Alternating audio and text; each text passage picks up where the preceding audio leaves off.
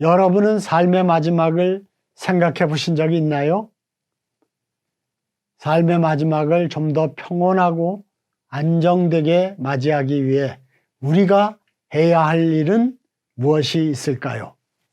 혹시 사전연명의료의향서에 대해 들어보셨습니까? 사전연명의료의향서는 19세 이상의 사람이 자신의 연명의료나 호스피스에 대한 의사를 직접 문서로 작성하는 것을 말합니다.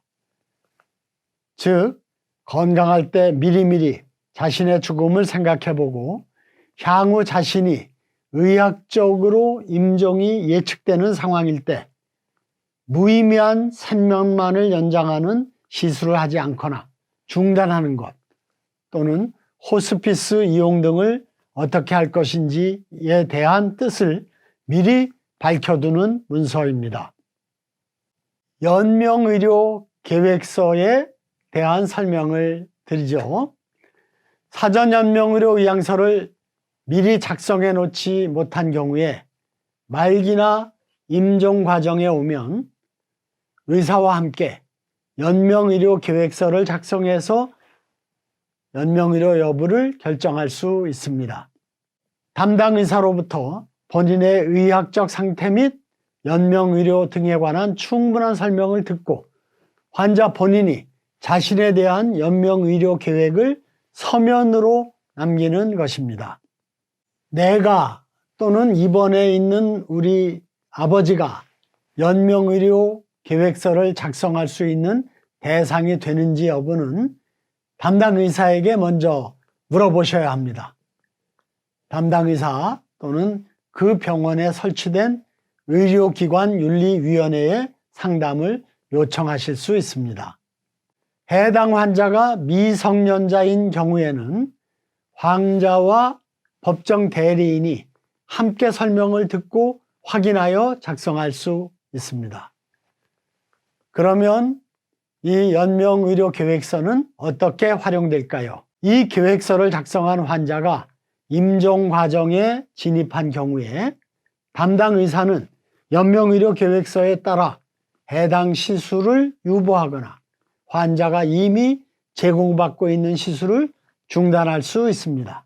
그런데 의사 능력이 없는 환자라면, 내가 내 뜻을 표현할 수 없는 환자라면 어떻게 할까요?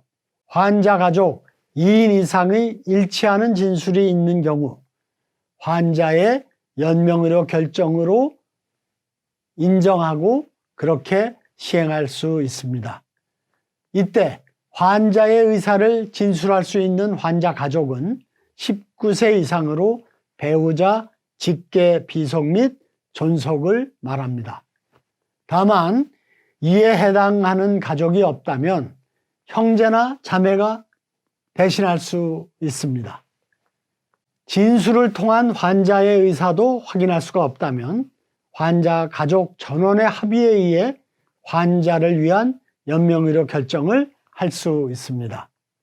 환자 가족이 행방불명된 경우 혹은 의식불명 등의 상태로 의사를 표현할 수 없는 경우에는 가족의 범위에서 제외됩니다.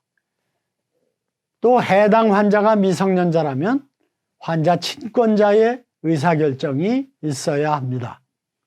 환자가 의식이 있는데도 환자에게는 알리지 않고 가족이 대신 연명의료에 관한 의사결정을 해서는 안 됩니다. 그러므로 미리 환자가 자신의 상태를 파악하고 임종 과정이 예측되는 시점에 환자 스스로 연명의료 결정을 할 수 있도록 기회를 제공하는 것이 가장 바람직한 방법입니다. 이러한 조치들은 존엄사, 안락사와는 다릅니다.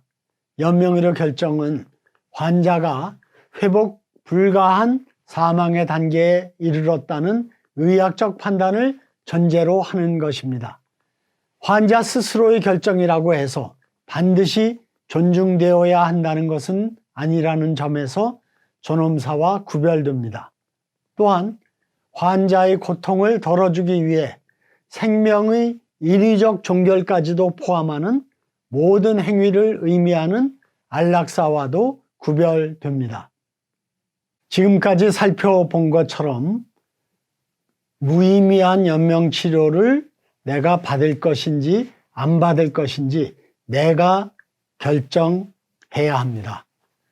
내 생명과 내 건강에 대한 자기 결정권, 사전 연명의료 의향서를 통해서 실천할 수 있습니다.